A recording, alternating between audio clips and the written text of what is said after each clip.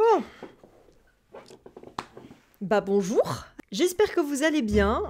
Tout d'abord, bonne année 2024 à vous, puisque voilà, on est 31 janvier, j'ai encore le droit de le faire, donc je vous souhaite une très belle année 2024, et puis j'espère que surtout que vous avez passé une bonne année 2023, de bonnes vacances, de bonnes fêtes, etc. Parce que moi, pas du tout. Donc cette vidéo que je vais vous faire là maintenant, elle est hyper importante pour moi, elle est importante pour la chaîne, elle est importante pour tout ce que je fais sur internet, donc je vous invite à la regarder jusqu'au bout, c'est très important. Et j'ai beaucoup dit important. Alors si vous vous rappelez donc début 2023, je vous annonçais sur la chaîne que j'arrêtais les vidéos de vulgarisation telles que je le faisais puisque ça me demandait beaucoup trop de travail, mais pas d'arrêter ma présence sur internet pour autant. Je vous avais annoncé continuer les lives sur Twitch, je vous avais également annoncé continuer le contenu sur Instagram et aussi un petit peu sur YouTube. Je voulais faire des vidéos un peu plus sketch, chose que j'aimais bien faire pour mes anciennes vidéos. Donc début 2023, je vous ai publié une première vidéo sketch avec le date des personnalités historiques. J'ai publié une autre vidéo qui n'était pas du tout sketch puisque c'est une vidéo hyper sérieuse de la vie de Marie-Antoinette. Vous avez adoré, vraiment les retours ont été incroyables. Et donc je me suis rendu compte que je pouvais faire autre chose peut-être que de l'humour. Donc ça a déjà commencé à me faire poser des questions sur ce que je voulais faire. Début mai, j'ai fait ma petite séance d'escalade comme d'habitude. J'ai monté un petit bloc tranquillement, voilà, et puis en voulant descendre, j'ai glissé chef à 3 mètres de haut sur ma cheville, paf, cheville fracturée. Voilà, elle a fait 90 degrés, j'ai eu 2 mois d'immobilisation et 2 mois de rééducation, c'était super. Donc de mai à août, en fait, j'étais occupée par cette fameuse cheville. Donc encore pire entre mai et juin, puisque là j'ai été totalement immobilisée, j'ai dû arrêter les lives, j'ai dû arrêter tout contenu, j'étais en train de crever dans mon lit tellement j'avais mal. Et puis en juillet-août, ça a commencé à aller mieux, j'ai fait de la rééducation, mais j'étais plutôt concentrée là-dessus et sur la reprise du travail progressive, en télétravail, etc. J'ai repris donc tout doucement le contenu sur Instagram, les lives, et en septembre, ça a été la rentrée. Ça a été une rentrée un petit peu compliquée, déjà parce que j'ai repris le travail en présentiel, qu'on était dans plein d'événements et tout. Ça a été fatigant, ça a été dur donc physiquement et aussi moralement, pour plein de raisons que je ne vais pas détailler ici. Ça m'a fait un peu me remettre en question. Et puis je me suis dit, bon quand même, plus de vidéos sur Nora Mignon en mode sketch, comme je l'avais promis. J'ai fait quand même quelques best-of live à mon retour, et puis j'avais également fait la vidéo pour les 10 ans, donc j'ai pas été inactive non plus. Je me suis dit, bon allez, tu t'y mets, j'ai écrit une vidéo, je l'ai tournée. Et au moment de la montée, j'ai fait... Non. J'avais plus envie. C'est la première fois que ça m'arrive, en général je monte quand même et je sors quand même les vidéos, mais là c'est la première fois que je me suis dit... pas convaincue du machin, quoi. Finalement, c'est pour une raison toute simple, c'est que j'ai fait du contenu sur Instagram qui marchait et qui marche toujours très bien. Les vidéos humoristiques que je voulais faire sur YouTube, finalement, je trouve, ne sont pas adaptées, elles sont plutôt adaptées sur Instagram. En parallèle, évidemment, je continue les lives, et puis Nora Mignon, voilà, cette chaîne qui était là, qui attendait un avenir. J'ai un petit peu parcouru ma chaîne, voilà. Et puis on m'en a reparlé aussi de ces fameux podcasts que j'avais fait en 2022 pour les 9 ans de la chaîne, des podcasts sur le true crime historique. Pour ceux qui ne l'ont pas vu, vous pouvez aller voir si vous le voulez, enfin plutôt écouter, puisque c'était un format très différent de ce que je faisais d'habitude. C'était un podcast, donc plutôt du storytelling, en m'inspirant de gens qui m'inspirent sur YouTube. Voilà, notamment Feldup, très connu, Sonia Lou, qui est un peu ma youtubeuse true crime, c'est la seule que je suis, que j'aime beaucoup. Et donc j'ai repensé à ces fameux podcasts et au true crime, et je me suis dit, c'est vrai que le true crime historique, c'est pas mal. C'est un bon sujet, parce que ça me permet de parler d'un truc qui m'intéresse, le true crime, les mystères, les secrets, non pas forcément des trucs gore où je vous décris des atrocités, mais vraiment juste qu'est-ce qui s'est passé, voilà. Tout le monde adore en parler sur YouTube d'ailleurs. Il y a une vraie mode true crime, hein, donc j'avais pas envie de me reconvertir en youtubeuse true crime comme tout le monde fait quand on a plus de succès, voilà, petit coup de gueule. C'était vraiment quelque chose qui m'intéressait, puis surtout dans l'histoire, parce que ça permettait d'analyser le phénomène, pourquoi ça s'est passé, et puis le contexte derrière. Quelque chose que donc personne ne fait sur YouTube. Voilà, c'est un truc que j'ai jamais vu. J'ai vu du Ted Bundy, j'ai vu du Charles Manson, mais l'assassinat du duc de Guise ou de Madame de Lamballe, pas grand monde s'intéresse à ça. C'est vrai que c'est un petit peu moins spectaculaire.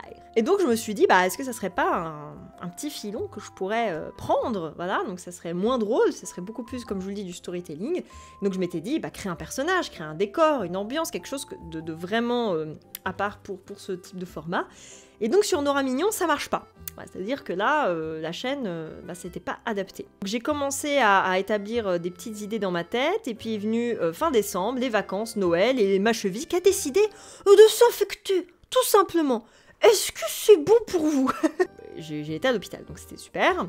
Et j'ai eu un mois d'arrêt. Voilà, un petit staphylocoque doré qui a décidé de s'installer, il était bien. Mais écoutez, j'ai eu un mois, et ça m'a permis un petit peu de réfléchir, de prendre du recul et de prendre une pause, et de travailler sur tout ça. Et donc me voici aujourd'hui à vous dire le résultat de toute cette réflexion et ce qui s'annonce donc pour 2024. Et je peux vous le dire tout de suite, va y avoir beaucoup de choses en 2024. Là, j'ai envie de reprendre Internet en main. En fait, le contenu sur YouTube, ça me manque, comme j'en faisais en tout cas il y a 10 ans. Et donc, je vous annonce officiellement l'ouverture d'une nouvelle chaîne, et oui, je sais, qui s'appelle Passé Sanglant, un nom très original. Une chaîne donc consacrée à ce nouveau format sur le true crime historique. Et ce qui est encore mieux, c'est que vous pourrez aller voir la première vidéo publiée sur cette chaîne, qui est sur La Voisin et l'affaire des poisons. Elle est publiée en même temps que cette vidéo que vous regardez, donc vous pourrez aller la voir juste après cette vidéo retour. Et je peux vous le dire, j'ai adoré faire cette vidéo. Voilà, de l'écriture au tournage, au montage, j'ai enfin ressenti cette sensation que j'avais il y a 10 ans quand j'ai commencé Nora Mignon, avec un peu plus de maturité et un peu moins de blagues nulles. Donc, voilà, je vous invite à aller voir cette vidéo, j'espère qu'elle vous plaira. Si oui, bien sûr, je vous inviterai à la commenter, la partager, la liker, etc. Je le dis tout le temps, mais là c'est très important parce que créer cette nouvelle chaîne, c'était un peu de la pression pour moi. Nora Mignon, je l'ai créée il y a 10 ans, j'ai mis 10 ans à avoir 8000 abonnés, vous voyez ce que je veux dire. Donc Passé Sanglant, voilà, ça sera cette nouvelle chaîne que je vais faire en 2024. J'espère publier environ toutes les 2 semaines, parce que ce sont des vidéos qui sont beaucoup plus simples à faire. Donc j'espère être un peu plus assidue.